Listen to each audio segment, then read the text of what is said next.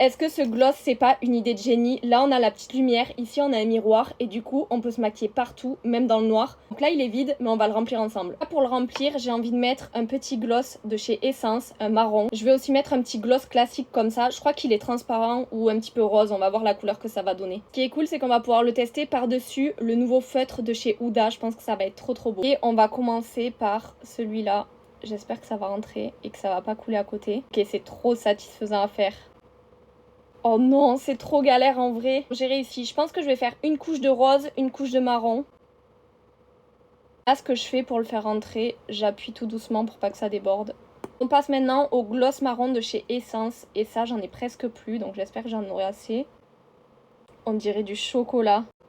C'est 10 fois plus galère parce que le gloss, il est beaucoup plus épais que l'autre. Vraiment, je fais n'importe quoi. Je vais finir avec le rose parce que c'est trop galère. Et d'ailleurs, j'en ai un deuxième, donc dites-moi de quelle couleur on le remplit. On mélange tout. En vrai, je m'en doutais que ça allait faire une couleur marron, c'est un petit peu logique. Et maintenant, on va tester ça. On rappelle un petit peu les gloss ELF qu'on avait fait. On va voir si la couleur est belle. Donc là, juste en dessous, j'ai appliqué le petit feutre de chez Huda Beauty. Vous savez, le nouveau là, il est trop bien. Attendez, j'ai le petit miroir. Du coup, je vais me maquiller avec le miroir.